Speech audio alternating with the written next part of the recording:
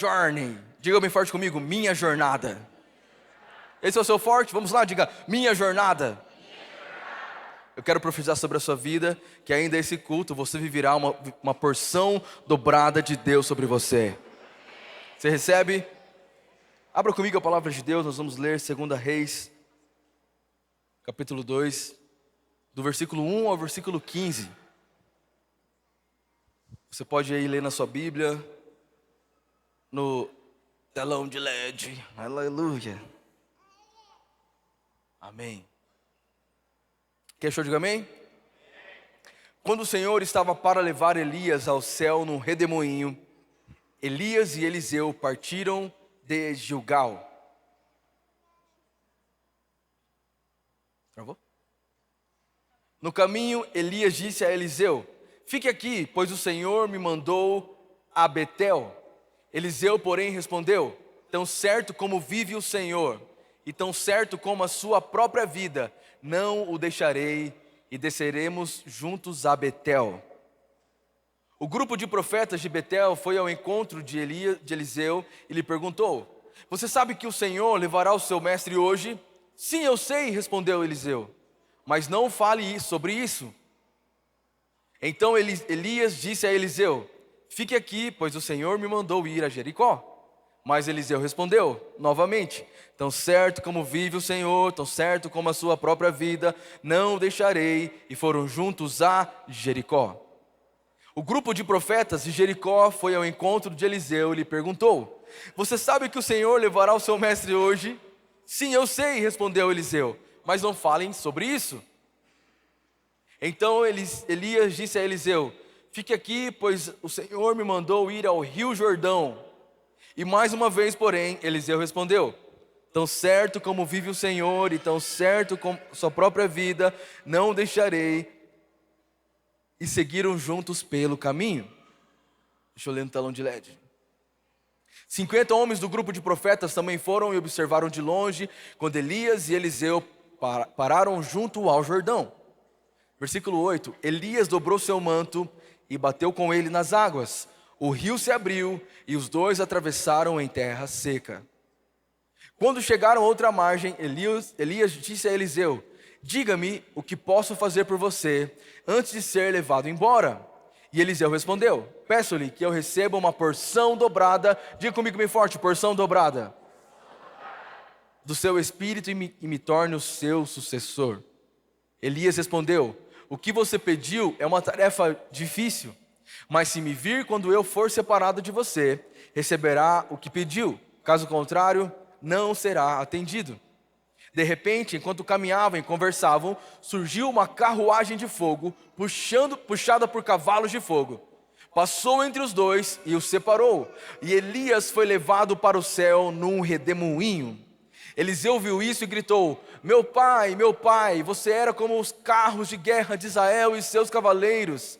E quando ele sumiu de vista, Eliseu rasgou as suas roupas no meio. Em seguida, pegou o manto de Elias, que tinha caído, e voltou à margem do Jordão. Até aí é suficiente para eu pregar. Eu quero falar sobre isso essa noite. Quantos amam a palavra de Deus? Digam amém. Então eu peço encarecidamente que você não se distraia. Peço para você que nós temos aqui na igreja intercessores que estão em pé intercedendo, pais que estão com seus filhos também em pé. Mas se você não se enquadra em nenhum desses adjetivos, você pode procurar um lugar para você sentar, porque a palavra que vai ser liberada hoje é uma palavra que vai nortear a sua vida. Uma palavra que vem sobre você e sobre mim, para colocar a gente com uma responsabilidade em Deus, de entender qual a parte que nós estamos vivendo, o que nós estamos fazendo com a nossa vida, e o que nós precisamos melhorar. Quem está comigo, diga amém. Então olha para quem está do seu lado, me ajuda a pregar essa noite, fala assim: olha, você vai ser lembrado por duas coisas. Pergunta para ela, o quê? Pelos problemas que você resolve, ou pelos problemas que você cria? E a pergunta que eu te faço hoje é: quem você é dos dois? O que cria problema ou o que resolve problema? Essa é uma pergunta muito chata, porque ela precisa mexer conosco. Irmão, presta atenção em nome de Jesus. Olha o quanto de problema que você está criando. Você vê que hoje para ser liberto, amém? Às vezes, nós estamos tão perdidos na nossa trajetória com o Senhor, que a gente, em vez de ser resolvedor de problema, a gente é criador de problema. Então eu declaro sobre a sua vida em nome de Jesus, todo espírito de confusão do seu coração, da sua alma, da sua mente, cai por terra agora em nome de Jesus. Amém ou não amém? Todos nós estamos em uma jornada. Paulo, ele vai dizer antes de morrer, as últimas palavras de Paulo, que foi um perseguidor de cristãos, que se tornou um apóstolo do amor, o maior missionário da história do planeta. Ele termina falando assim, olha, completei a carreira e guardei a fé. E quando a gente pensa sobre isso, a gente entende que nós estamos em uma caminhada. Talvez você está na igreja e não sabe como funciona, para onde você vai, se sente perdido. Eu quero que você entenda hoje que essa palavra vem para nortear a sua vida. Mas existe uma jornada, existe uma caminhada, a qual eu e você estamos caminhando. Pensa comigo, irmão, uma das coisas que Jesus se definiu em João 14 é: eu sou o caminho. Então, se Jesus é o caminho, faz sentido ou não? Nós precisamos caminhar. A nossa vida com Deus é uma jornada. Então, eu saber em que ponto eu estou e para onde eu estou indo, isso faz eu ajustar a minha rota. Tem gente aqui que vai estar em uma caminhada, em algum momento da vida, que está patinando, como andando numa esteira. Quem gosta de academia aqui? Levanta sua mão. Você que gosta, mas não parece nada a ver que você vai na academia. Levante sua mão. Amém. A única coisa que eu não gosto da academia, Bruno. O cara mais forte da igreja, depois de mim, é esteira. Eu não gosto de esteira, eu gosto de escada. Escada eu acho legal, mas esteira eu não curto. Porque a sensação que eu tenho é que eu estou igual aquele ratinho dentro do negócio, tá ligado? Sem sair do lugar. Pra mim a pior coisa que tem é ficar andando sem sair do lugar. Parece que eu sou doido, mano. Mais alguém ou só eu que sou doido?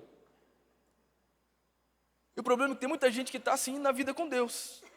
Está caminhando, achando que está andando, mas não está saindo do lugar. Lembra disso, irmão? A nossa vida com Deus é uma jornada.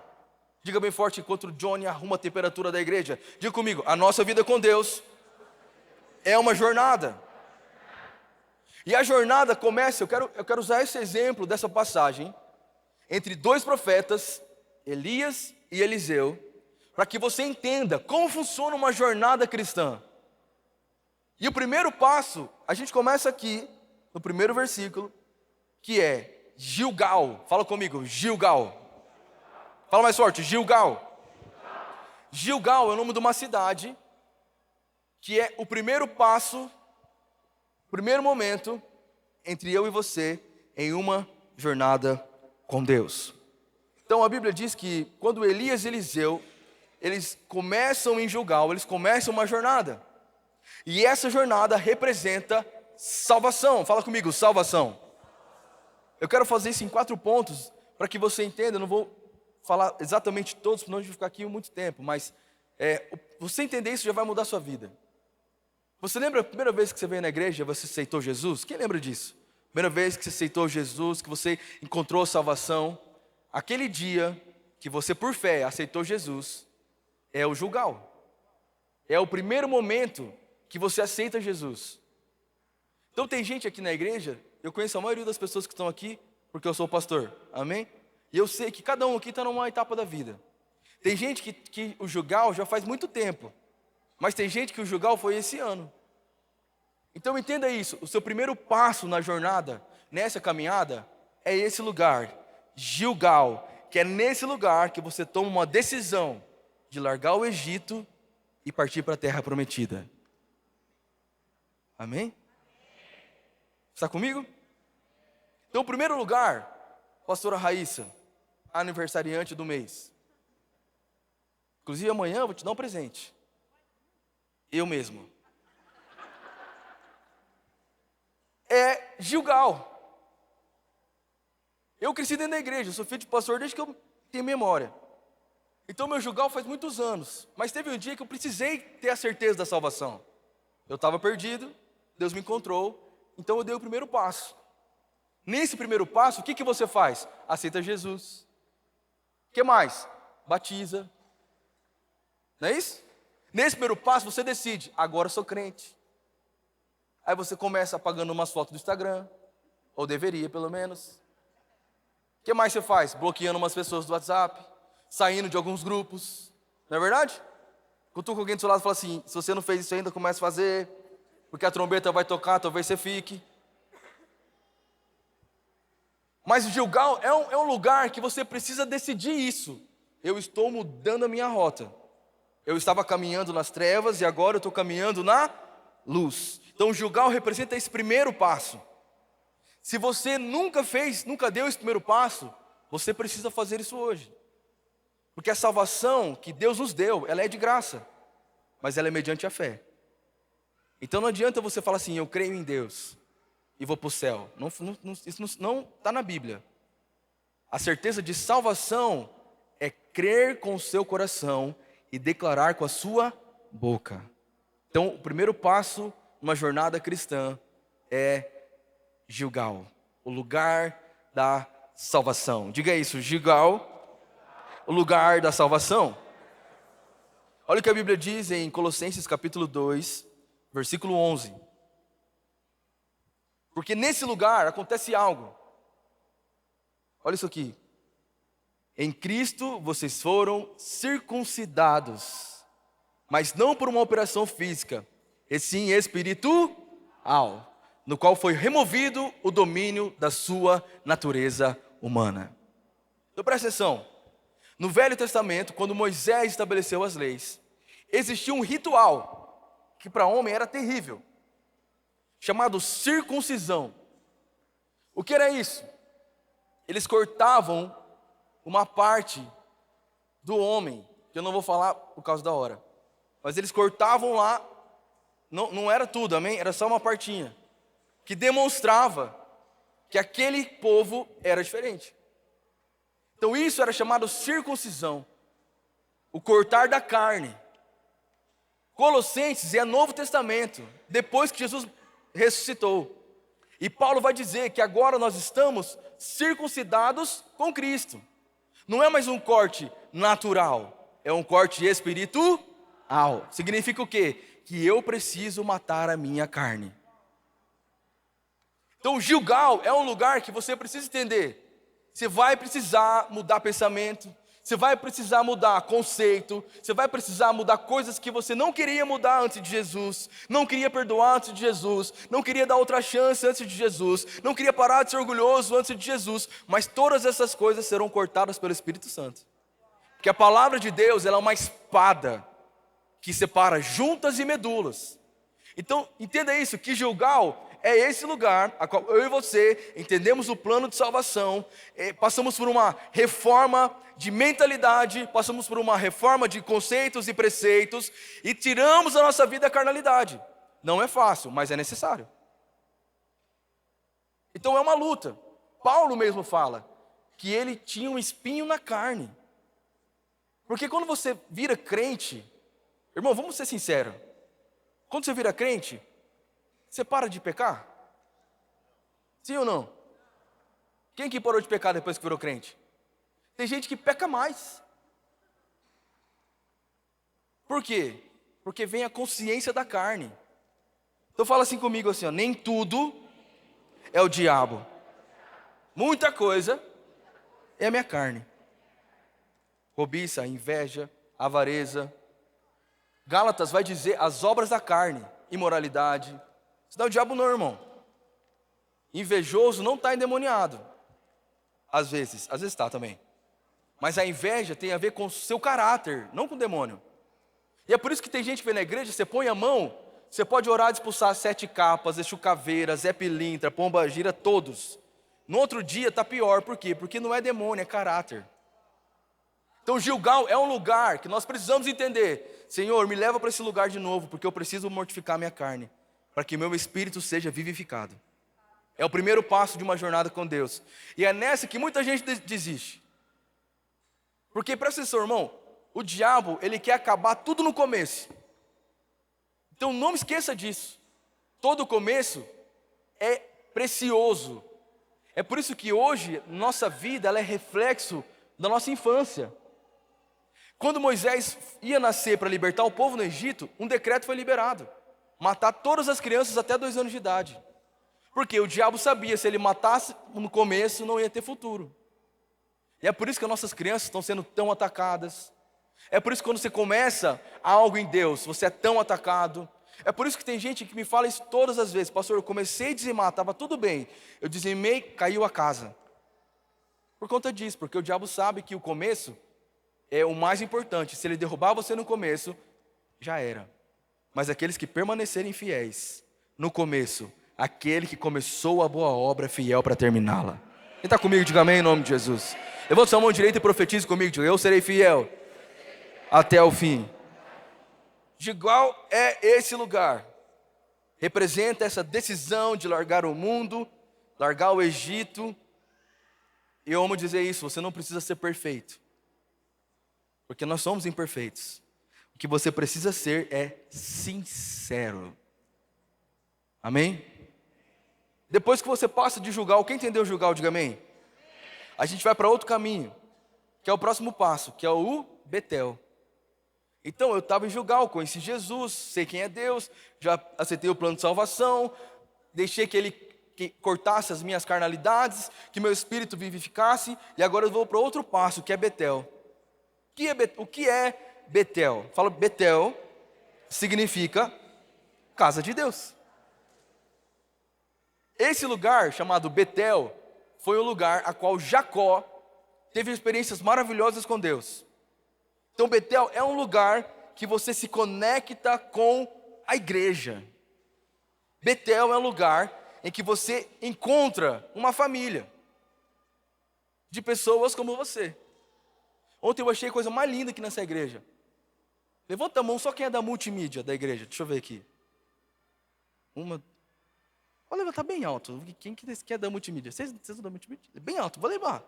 A Duda, levanta alto. Cadê? Do Kids também, pode levantar bem alto. Não, da multimídia ou do Kids, Celso? Você também quer da mídia? É pouco, é bastante ou muito? Oh, é pouco ou muito?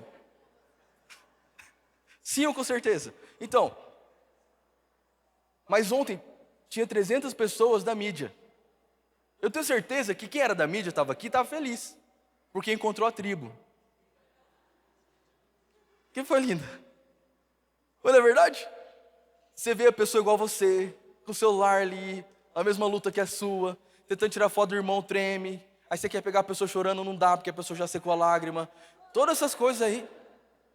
Aí, se fosse rolar uma conversa, ia ser mó da hora, porque eles iam trocar ideias ali das coisas que eles têm em comum. E aí, quando você está na igreja, que você estava no mundo, vem para a igreja, aceitou Jesus, encontrou salvação, você vai para Betel, que é o quê? A casa de Deus.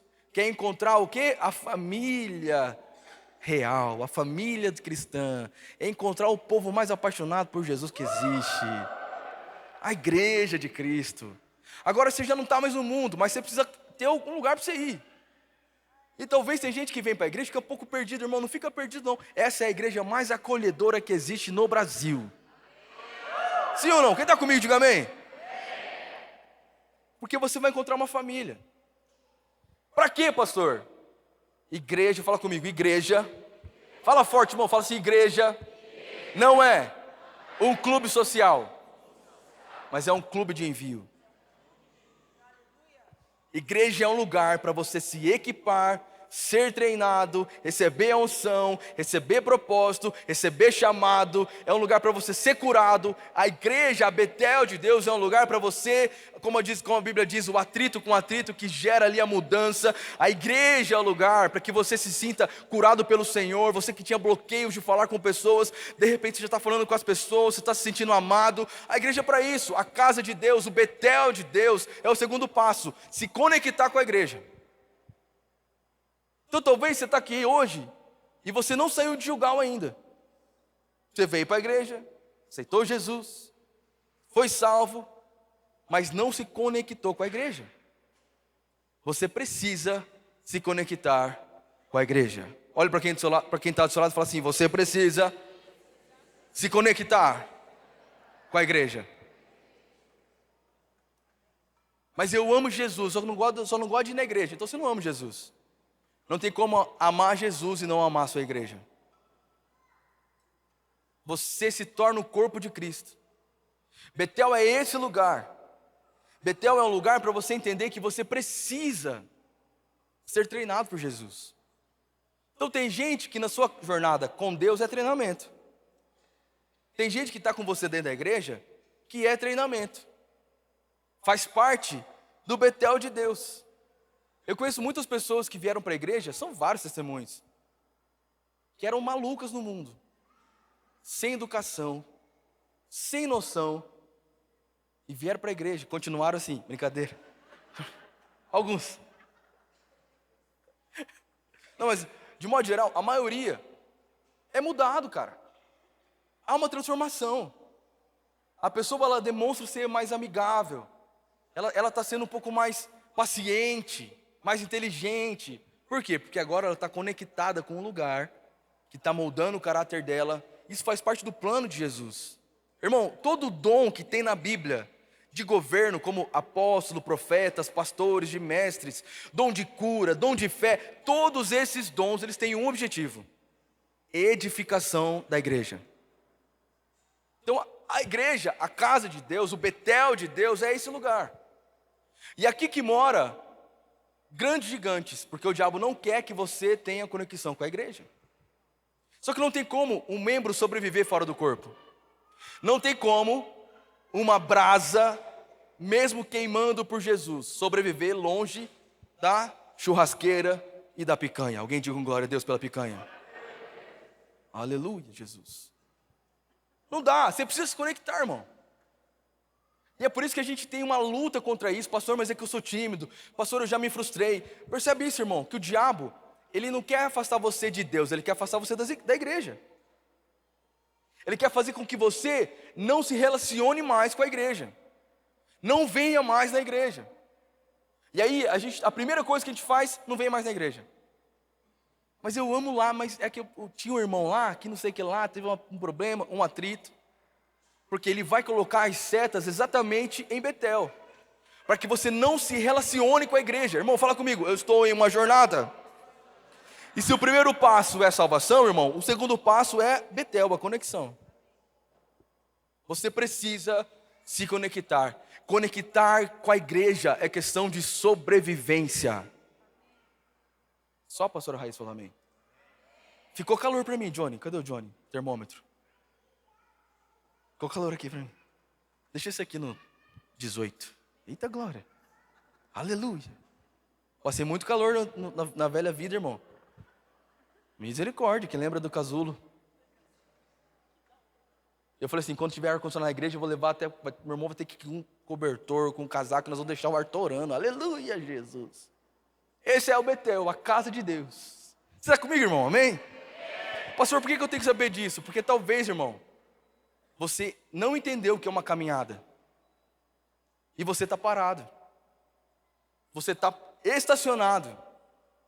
Ou em Gilgal. Ou patinando em Betel. Não se sente pertencente de lugar nenhum. Não se sente feliz em lugar nenhum. E é muito interessante porque essa caminhada foi uma caminhada entre dois profetas. Irmão, se você ler com calma, talvez você nem prestou atenção. O texto, ele repete as mesmas falas, toda hora. A mesma coisa que Elias fala, Eliseu fala e os profetas falam. Só muda a cidade. Dois profetas caminhando, que mostram para mim e para você, que quem nasceu para ficar parado é planta. Deus nos enviou como profetas, você não é planta, você é profeta. Para caminhar, para avançar.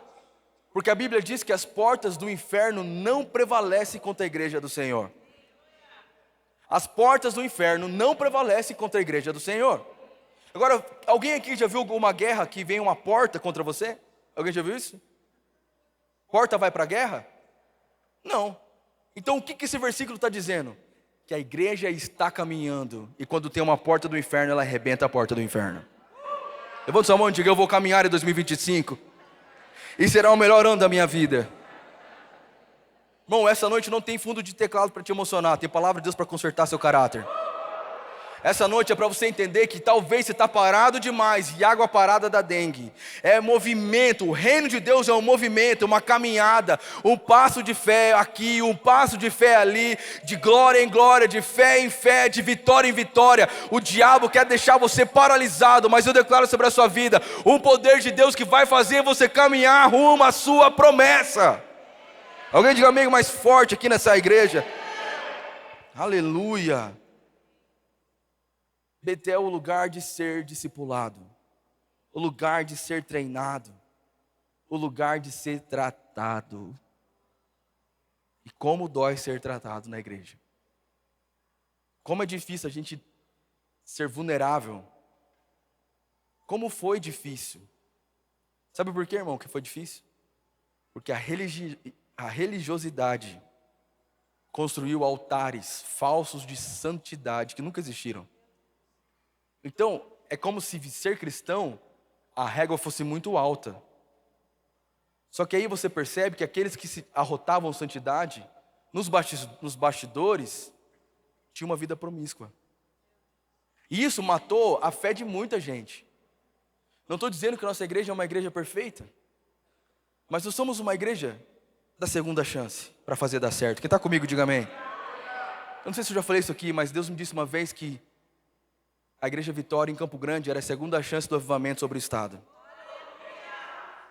Confirmou com vários profetas sobre mim que Deus tinha dado para nós uma segunda chance, para que esse estado fosse ativado sobrenaturalmente.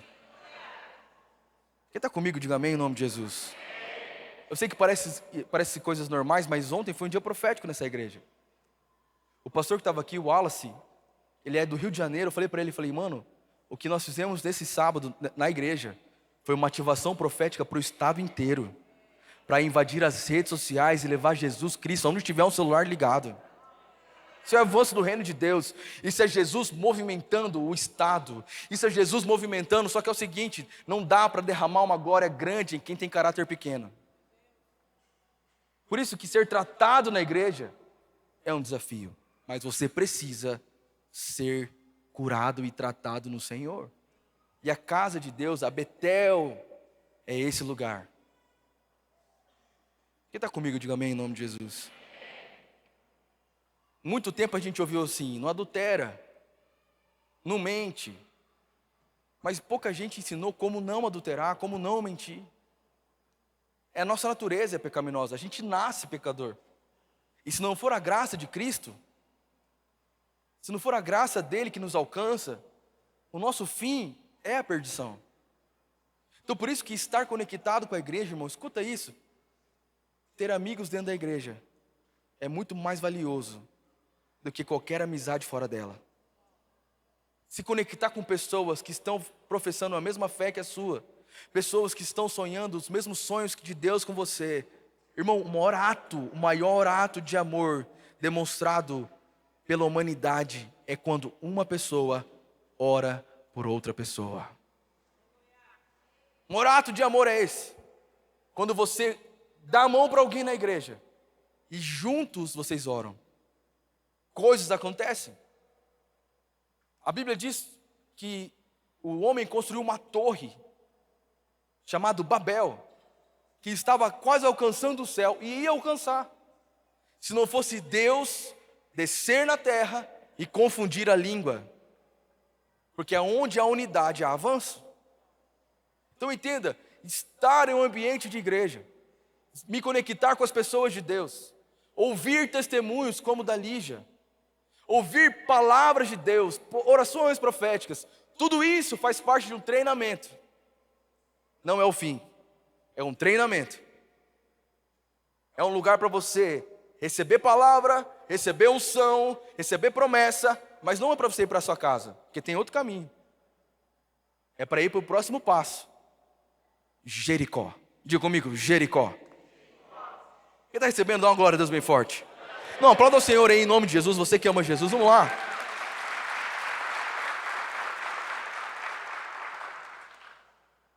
Pastor do céu, eu nem sei o de julgar ainda, você já está em Jericó? Pois é, vamos lá, irmão, acelera. Acelera o passo, acelera o seu músculo. Porque Jericó é você conquistar. Jericó é o campo de batalha. Jericó é o terceiro passo na nossa jornada com Deus, que é quando você, salvo pelo Senhor, conectado com Jesus, tratado e curado, restaurado pela igreja, avivado, impulsionado, você pisa no terreno do inimigo e conquista o reino para Deus. Quem está comigo, diga amém. Jericó é esse lugar que você precisa entender que o seu propósito está aí. É nesse ambiente, nesse terceiro passo, que as coisas começam a fazer sentido. Que você entende por que você está nesse trabalho, que você entende por que você tem essa empresa, que você entende por que você tem esse talento, esse dom, porque Deus te fez para conquistar. Só que Jericó é um campo de batalha. E tem muito lugar que as pessoas não gostam de falar de batalhas espirituais. Aqui nós falamos muito. Nós não só falamos, como também guerreamos. Irmão, nós temos aqui na igreja uma equipe de intercessão que ora todos os dias sobre guerras espirituais. E também temos um apoio de intercessão, que também são pessoas que também oram e intercedem. Ainda hoje, vários times da igreja, se não todos, estão em turnos de oração, orando por esse culto, por sua vida, pela conferência, pela construção do Kids.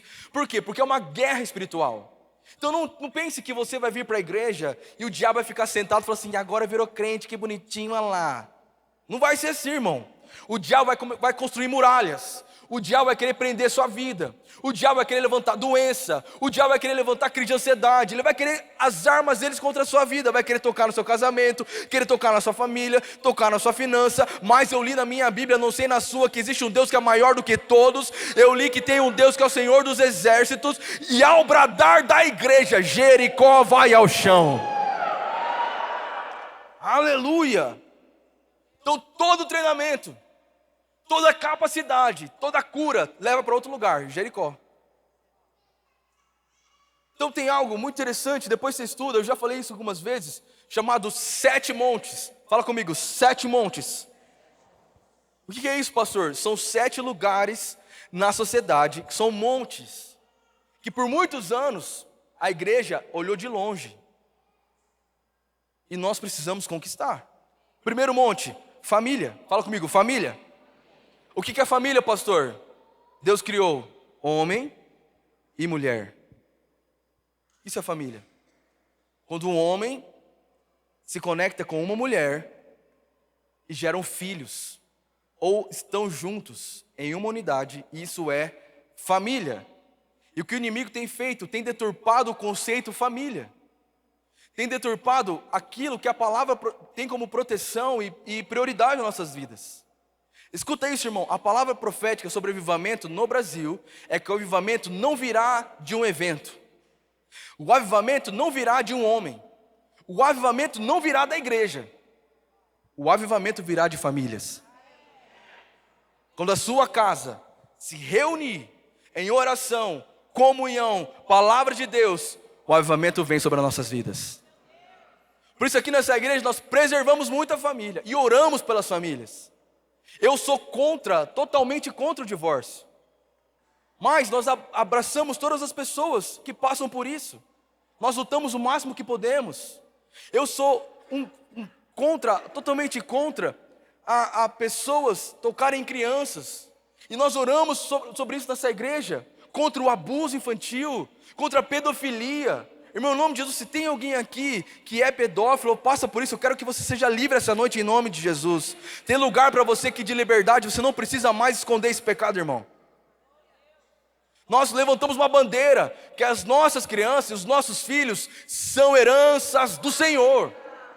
Então nós não aceitamos o diabo com manipulação, com ideias, com ideologias, deturpar o conceito família. Nós vamos levantar a bandeira de que a nossa família é a família bendita de Deus nessa terra.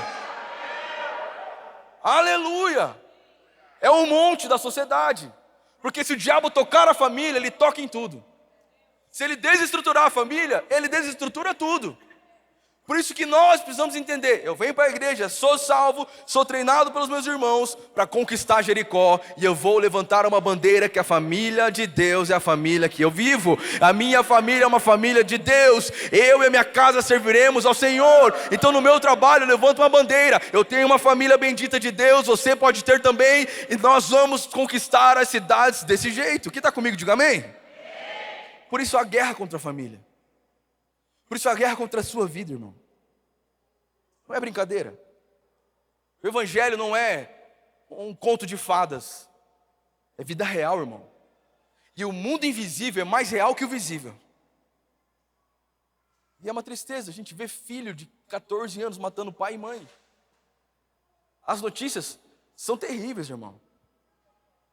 Do que o diabo e as leis que eles estão fazendo, as tramóias políticas para tentar desestruturar o conceito família, que não foi feito por homem. Deus instituiu. Meu pai fala uma coisa muito interessante, que família não fale. As pessoas sim, família não, porque família é um projeto de Deus. Levanta sua mão e diga bem forte assim: a minha família é um projeto de Deus. Você precisa dizer com fé, irmão, porque é uma guerra espiritual e o reino de Deus se move por palavras. Diga: a minha família é um projeto de Deus. Se afasta de mim, Satanás. Você não toca na minha vida. Você não toca nos meus filhos. Nós declaramos: a nossa família é família de Deus. Aleluia. Esse é um monte. Segundo monte, religião. Eu não preciso nem falar sobre isso, porque você sabe quantas existem no mundo. E aqui você não está numa religião. Nós não somos uma religião. Nós somos um lugar aonde Jesus está manifestando. Terceiro monte, educação. É por isso que na nossa conferência de 5 anos aqui na igreja, nós vamos trazer aqui secretários de educação, mestres na área, reitores de faculdades, porque nós não aceitamos o diabo trazer uma falsa ideologia, uma falsa intelectualidade, em moldar pensamentos. Então qual é a maior estratégia do inimigo para movimentar um país? Tocar na educação. Porque se ele ensinar errado, as pessoas vão viver errado. Então por isso que, eu não sei se tem alguém aqui, que é professor, que está no estado. Você levanta sua mão, deixa eu ver, tem uma pessoa ali, quem mais? Você também, você que faz parte dessa área. Eu quero profetizar sobre você uma unção nova de Deus sobre a sua vida. Você sabe as guerras que você enfrenta lá. Você sabe muito bem do que eu estou falando. Por quê? Porque o diabo tem tentado manipular a área. Mas nós declaramos que Deus vai levantar professores proféticos, professores do Senhor, professores ousados, doutores nas áreas que vão levantar uma bandeira. Eu tenho uma ideologia do Senhor para a sua vida. Eu ensino não só com palavra, mas com testemunho. Quem está comigo em nome de Jesus, diga amém. Nós precisamos levantar. Termos mais pessoas nas faculdades. Reitores de Deus, em nome de Jesus. Nós oramos pelo MEC, o MEC do Brasil, é MEC que fala? Para que ele se converta em nome de Jesus. Aleluia, não sei se MEC se converte, mas vai se converter. Por quê? É assim que o diabo atua. Mas nós não podemos ficar de fora. Ah lá, ó, o diabo, ó, você viu? Vi. Com espada enferrujada, com voz rouca. Nós precisamos levantar aí para Jericó e conquistar o monte. Em nome de Jesus. Eu declaro em nome de Jesus, teremos mais escolas cristãs nessa cidade do que de outro tipo. Vou profetizar mais uma vez. Nós declaramos nesse culto novas escolas cristãs, trazendo a palavra de Deus para ensinar os nossos filhos, ensinar as nossas crianças, ensinar os nossos jovens por princípios da palavra de Deus. Aleluia. Aleluia. Outro monte, governo. Diga comigo bem forte, governo. Ih, pastor, política. Eu não gosto de política com a igreja, irmão. Raras vezes, acho que nenhuma vez, você viu o pastor Herbert colocar político aqui em cima. Piorou em época de campanha. Nós não fazemos isso. Eu lembro que tivemos uma eleição que foi terrível em 2022, entre direita e esquerda. Quem lembra disso? E muitas igrejas colocaram políticos no altar. Nós não fizemos isso porque eu, Eberson, oro por todos, converso com todos, Mas entendo que o papel da igreja na igreja é espiritual e não é partidário. Então aqui nós temos pessoas de direita e de esquerda, não importa qual é o seu pensamento, o que você é, se você é corintiano ou palmeirense, amém? Amém? Ou você torce para o PSG, que Deus tenha misericórdia da sua vida, porque o Chelsea hoje... O importante é que é o seguinte, nós temos um papel em relação a isso. Tem corrupção? Tem. Vai falar que não tem? Tem. Mas nós vamos ficar quietos? Quero me candidatar a prefeito de Campo Grande. Brincadeira. Tô brincando, gente. Eu nasci para ser pastor, mas tem gente que vai nascer para ser político. A pergunta é, até quando nós vamos deixar o diabo usar a política? Porque eu não sei se você sabe, tudo que você faz hoje na sua vida, política que manda. Toda lei, toda sanção, todo direcionamento e todo imposto que você paga vem da política. Então nós não podemos ficar olhando de longe esse monte contaminado sem orar por isso. Não importa se você gosta do Bolsonaro, se você gosta do Lula, não importa de quem você gosta ou não tem a ver com gostar de alguém ou de outro, tem a ver com o posicionamento de Deus. E presta atenção, irmão, grandes homens de Deus na época da Bíblia estiveram ao lado de governantes, foram da política, exerceram uma política. Então se tem uma bandeira lá falando sobre outra coisa que não tem a ver com o princípio cristão, nós precisamos orar para que Deus levante homens de Deus, levantando uma bandeira na política de que só Jesus é o Senhor. Está comigo em nome de Jesus, diga amém? É um monte, uma Jericó que nós precisamos conquistar. Então nós vamos orar por isso, devemos orar por nossas autoridades, denunciar aqueles que fazem coisa errada. Irmão, se você é aquela pessoa que em época de campanha aceita trezentão para votar na pessoa, que a mão de Deus pese sobre a sua vida essa noite. Porque não adianta você orar e reclamar se você é corrupto. Não adianta você reclamar do outro se você só nega imposto. A gente precisa entender que é uma guerra, irmão. E como cristãos, nós precisamos orar que os impostos sejam todos caídos. Amém? Em nome de Jesus. Quem ora? Imagina que bênção.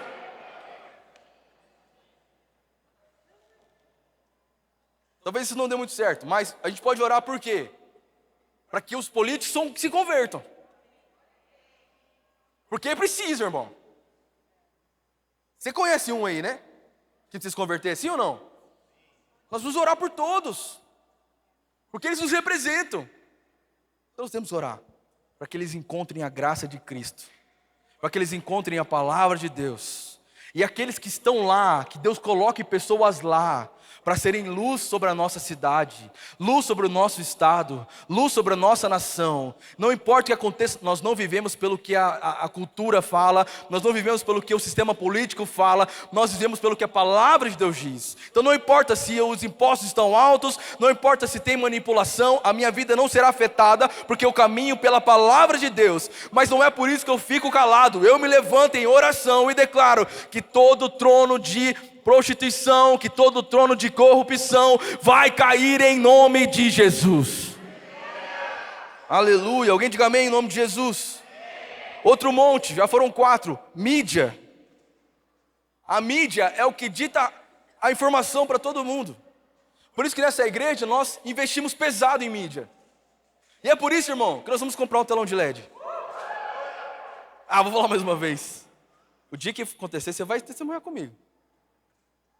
É por isso que nós vamos comprar um telão de LED. Por quê, pastor? Porque a nossa foto vai alcançar muito mais gente. Aonde tiver uma propaganda enganosa, uma propaganda deturpadora, qualquer coisa maligna na internet e nas mídias, qualquer coisa falsa, vai entrar um vídeo da Igreja Vitória falando para a pessoa: você pode conhecer Jesus, você pode amar Jesus, Jesus mudou a minha vida, Jesus mudou a sua vida. Quem está comigo, diga amém. Eu estava conversando com a Júlia, né, Ju? A gente gravou o testemunho dela quando ela entrou na igreja. Eu patrocinei. Bombou na internet. Uma galera veio para a igreja, porque ouviu a Júlia falar que encontrou Jesus. O poder de uma mídia. Não vamos ficar olhando o diabo fazer as coisas do TikTok e ficar quieto. A Igreja Vitória tem TikTok, não sei se você sabe disso. Pastora Raíssa, pastora fazendo dancinha. Cadeira. Tem normal, amém? Mas podia. Mas tem umas coisas lá legal.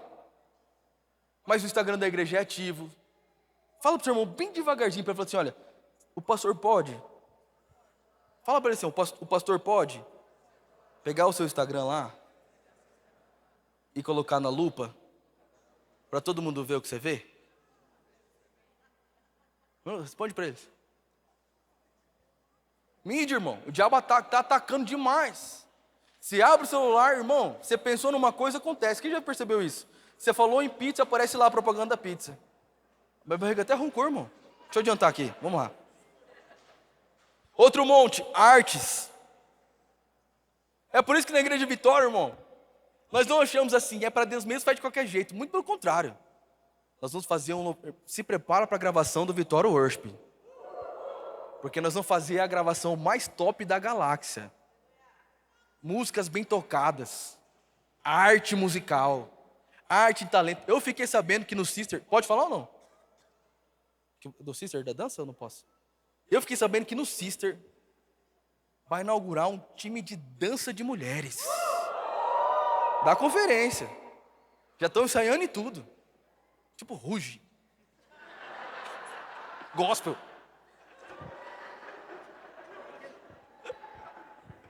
Eu estou na expectativa para esse dia. Mas eu acredito nisso, irmão. Que a gente reclama das artes que estão deturpadas, mas a gente faz o quê? Glória a Deus pelo The Chosen, amém? Amém? Quem assistiu The Chosen? Se você nunca assistiu, assista lá na internet. Tem vídeo, tem filme top, irmão, para você assistir. The Chosen. Uma série sobre Jesus. Você chora, você dá risada, é demais. Você pode assistir. Eu fui assistir Superman, né, no cinema. Não vá, é ruim. Terrível. Ele chama o pai dele de Pá e a mãe de Má. O Superman? Pá, Má. Pelo amor de Deus, mas ele é o primeiro, o herói de todos. Ele apanha das pessoas. O Superman não apanha de ninguém, cara. Só da Kryptonita. Mas eu tenho um sonho nessa igreja, da gente ter um time só de vídeo, de cinema. Produzir série. Quem está comigo em nome de Jesus? É um monte da sociedade, irmão, que dita a regra para todo mundo. As pessoas se vestem como vê na arte, cantam o que escutam, elas se movimentam, tudo que assistem. Está aí Virgínia para falar aí. Você passa o perfume dela para vir para a igreja. Passa o bálsamo da mulher Madalena lá, prostituta, que derramou os pés de Jesus. Mas quem está sendo a nossa referência? Quem que está influenciando a nossa vida? Porque a mídia e a arte estão influenciando muita gente. E como igreja, nós precisamos levantar e declarar: nós conquistaremos todo o território na cidade em nome de Jesus. Inclusive das artes. Inclusive das artes. Vem aí Feijuca da Vitória com pagode. Pode pagode na igreja? Pode, é pragode. Fica tranquilo, descansa em Deus. Outro monte, entretenimento, não precisa nem falar que também está aqui. E outro monte poderoso, economia. Diga bem forte comigo, economia. O que eu estou pregando, pastor? O que está falando, pastor? São montes da sociedade, que depois que você conhece Jesus, é treinado pela igreja, recebe propósito, a gente conquista. E economia é um deles. Nós declaramos sobre essa igreja: Deus levantará investidores. Escuta isso, irmão. Você vai ter sabedoria do Senhor para não precisar mais trabalhar. O dinheiro vai trabalhar para você. O rendimento do que você aplicar vai bancar a sua vida. Eu tomo posse para a minha vida em nome de Jesus. É um monte. Por muito tempo a gente falou assim: ser rico é ser pecador. Quem disse? Não, dinheiro é pecado ter dinheiro. Quem disse? No Brasil tem essa cultura medíocre, que a pessoa que é rica no Brasil, ou porque roubou, ou porque faz coisa errada. Então nós precisamos entender que é uma guerra, e nós precisamos nos capacitar para que as portas se abram. Irmão, presta atenção, ninguém faz nada sem dinheiro. Nós precisamos dominar, conquistar os territórios, dar economia. É por isso que nessa igreja, quem pegou, pega, hein? Nós seremos grandes empresários de sucesso nessa cidade. Você vai empregar muita gente, vai falar de Jesus toda segunda de manhã. Eu declaro sobre a sua vida, a sua empresa segunda de manhã vai ser um ponto de pregação da palavra de Deus, porque Deus vai prosperar o seu caminho e você vai dominar essa área em nome de Jesus. Quem recebe, diga eu recebo em nome de Jesus. capacidade para empreender, capacidade para investir, capacidade para gerir negócios. Eu declaro sobre a sua vida, você vai ser um diferencial na cidade. Você que tem empresa, a sua empresa vai ser diferente nessa cidade, e vão querer descobrir o que é, mas você vai dizer: é a unção dobrada que eu recebi sobre a minha vida, a porção de Deus sobre a minha vida para prosperar. Se eu fosse você, eu já tinha aplaudido ao Senhor, já tinha recebido em nome de Jesus. Aleluia! Glória a Deus. Alguém diga: venha, The Chosen. Depois que você foi para Jericó e você conquista essas coisas, presta atenção, irmão. O nosso problema é inverter as ordens. Pessoas que não são curadas e querem ocupar montes. Pessoas que não foram tratadas, que querem conquistar montanhas. Por que tem muitas pessoas que estão em áreas específicas, que se dizem cristãos, mas envergonham o nome de Deus? Porque lá em Betel, não se submeteram a um treinamento, a cura, a mudança de caráter. Por isso que a gente precisa entender que é uma caminhada. Jesus é o caminho. Nós estamos caminhando. Reflita hoje qual o momento que você está. Talvez hoje você ainda está em Gilgal, entendendo um pouco sobre salvação, ainda tentando mudar seus pensamentos. Ou talvez você já está em Betel, já está na igreja, já está servindo, já está aí vivendo. Ou você está em Jericó, conquistando, sendo bênção. Porque depois de Jericó, a gente vai para outro lugar, que é Jordão. Que é o último lugar. E Jordão é um lugar que você encontra uma coisa chamada assim, ó. O que Paulo vai dizer? Já não sou eu quem vive, mas é Cristo que vive em mim. E como é bom você olhar essa trajetória, irmão. Pastor, qual que é o plano de carreira da Igreja Vitória? É esse. Nossa caminhada com Jesus é essa. E quando a gente chega em Jordão, Jordão é um lugar de água, é onde as águas se abrem. Jordão é um lugar onde Jesus foi batizado. O Jordão é um lugar, é o último nível antes de você receber a porção dobrada. Porque em Jordão você encontra algo que é um movimento sobrenatural. O Jordão é um lugar que você fala assim: olha, eu não quero mais interromper nada na minha vida. Eu não quero interromper nada do que Deus está fazendo. Eu só quero fazer parte disso. Jordão é um lugar onde você entendeu o que é ser salvo, que você descobriu que precisa ser tratado, que você também descobriu que você tem um propósito para a sua cidade, para a sua geografia, para a sua família, mas também é um lugar para você deixar Jesus te lavar, porque a gente se suja na caminhada. A gente suja os pés na caminhada. A gente cansa na caminhada. A gente às vezes precisa levar outra pessoa no colo com a gente, porque se feriu na jornada. Então talvez a gente chegue em Jordão cansado, animado, mas cansado, perseguido, mas não abatido. E esse lugar é um lugar onde Cristo olha para nós e fala para a gente assim: ainda não acabou. É hora de você derramar de porção dobrada sobre quem está perto. Porque é em Jordão, depois que ele passa o Jordão, que Eliseu recebe de Elias a porção dobrada. Não sei qual lugar você está, irmão. Eu sei que pessoas aqui estão em Gilgal. Talvez para você hoje é o Gilgal, o primeiro dia. Ou talvez você está aqui tentando sobreviver em Betel, tentando se dar bem na igreja, está um pouco confuso ainda. Ou talvez você está em Jericó, guerreando, lutando. E nas guerras da vida, a gente também leva algumas pancadas. Por isso a gente precisa de Jordão, para que Deus cure o nosso coração, restaure nossas feridas. Você sabe o que eu acho mais interessante dessa mensagem? é que depois que Eliseu recebe a unção de Elias, sabe para onde ele volta? A Gilgal.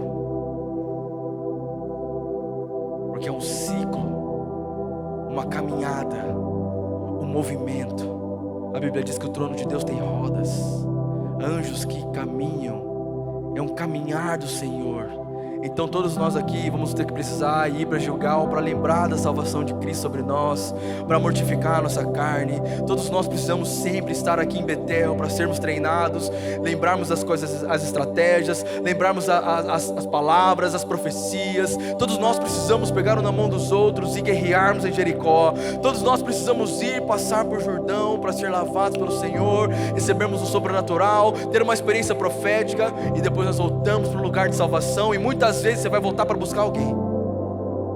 Muitas vezes você vai voltar para falar para alguém assim: olha, eu já tive em Gilgal, vai dar tudo certo. Eu já tive em Betel, vai dar tudo certo. Eu já tive em Jericó, olha aqui as minhas marcas. Você não vai morrer em Jericó, você não vai morrer em Betel, você não vai morrer em Gilgal. Você vai completar a carreira, vai guardar a fé, vai viver a promessa. Eu profetizo sobre você, você vai chegar até o fim. Você não vai desistir no deserto, você vai entrar na terra prometida. Está comigo em nome de Jesus, diga amém. Feche teus olhos no seu lugar em nome de Jesus.